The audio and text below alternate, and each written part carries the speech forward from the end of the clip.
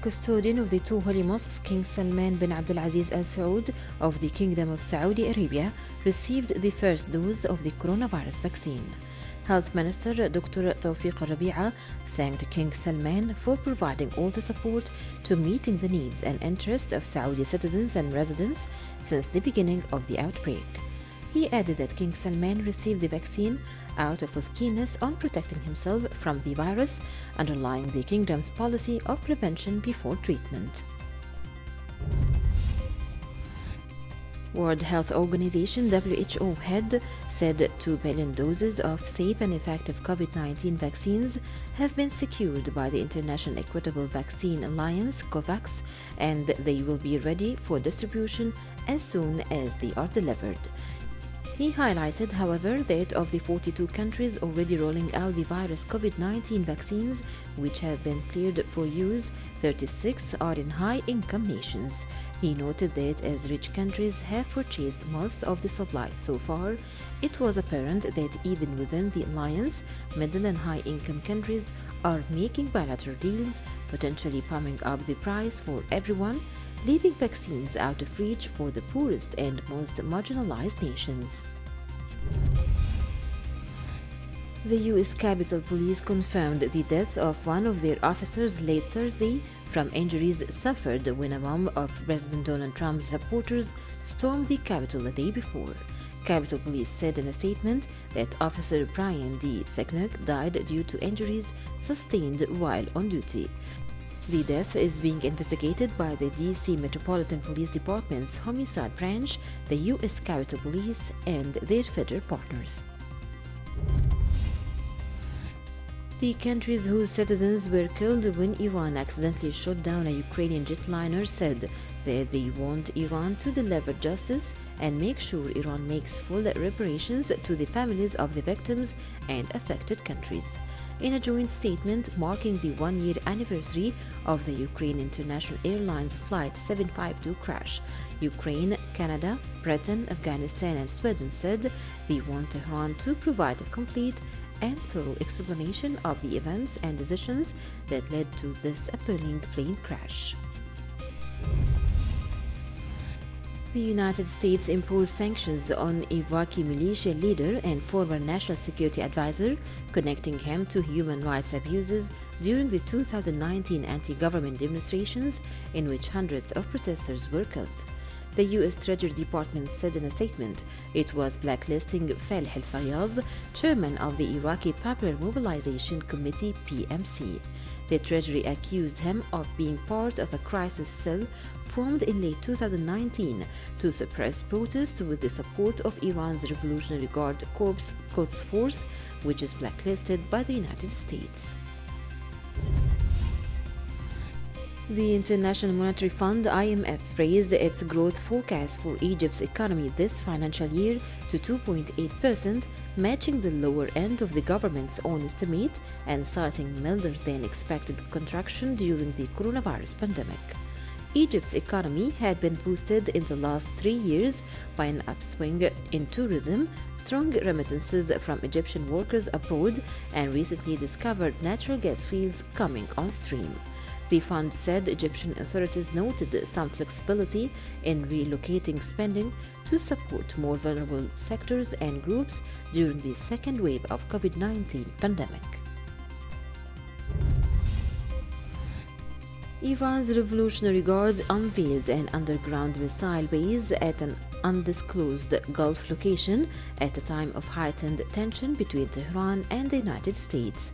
According to Iranian state media, the base is one of several bases housing the Guard's Navy's strategic missiles. Last year, the Guard said Iran had built underground missile cities along the Gulf coastline, warning of a nightmare for Iran's enemies. According to Bloomberg, Elon Musk edged past Amazon founder Jeff Bezos to grab the title of world's richest person. A 6% rise in Tesla shares early Thursday lifted the value of its CEO's stock holdings and options by $10 billion, taking his net worth to about $191 billion. A more modest rise of less than 2% lifted Bezos' Amazon shares by about $3 billion, putting his net worth at $187 billion. A spoonful of sugar helps the medicine go down at a bakery in the western German town of Dortmund, which is celebrating the year of the coronavirus vaccine with syringe-shaped cakes. It's not the first time Schörner's Baking Paradise has sold coronavirus spin-offs. Last year, household essentials vanished from supermarket shelves in panic buying. They created cakes shaped like newly Snickers toilet rolls. But owner Tim Connor initially worried that baking up a tasty syringe would be a step too far. Spain's capital Madrid and much of the neighboring region of Castilla-La Mancha were on high alert on Friday for what meteorologists expect to be the heaviest snowfall in decades brought by the storm Filomena. Such events are rare in the region and tend to be disruptive to daily life and mobility, coming at a time when people are returning home after Christmas and New Year holidays. This year, however, there is less traffic than usual due to restrictions to curb the coronavirus pandemic. As heavy snow started falling, authorities said large parks in Madrid, including the famous Retro next to Prado Museum, would be closed from Friday afternoon as a precaution. If you are an identical twin who's always resisted being called a clone of your sibling, scientists said that you have a point.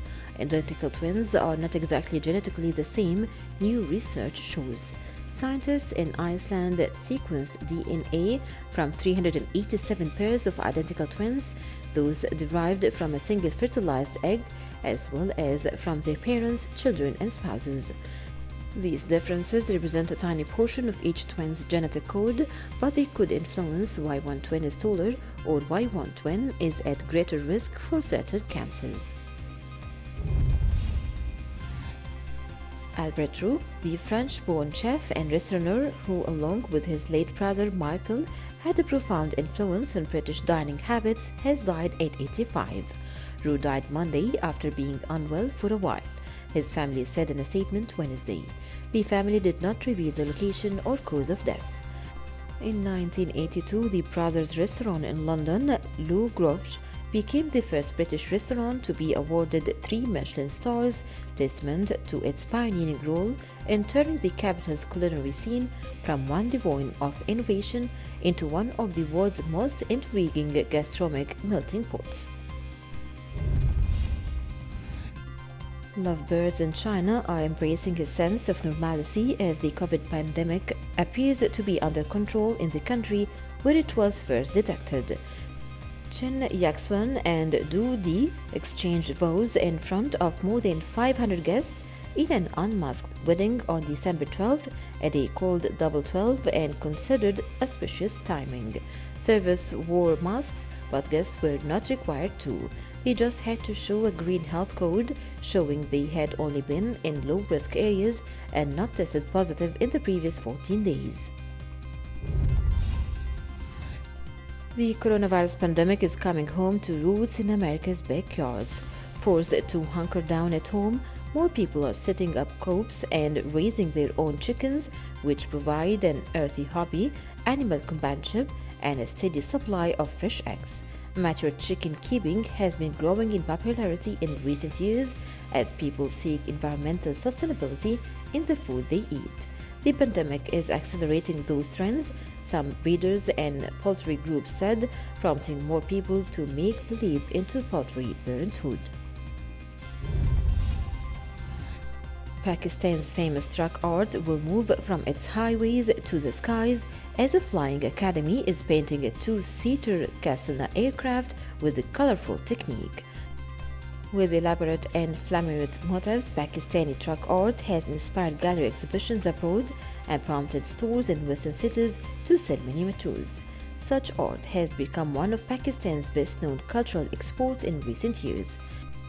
UNESCO, for example, has been using truck art blended with indigenous themes to promote girls' education in a northwestern Khyber Pakhtunkhwa province.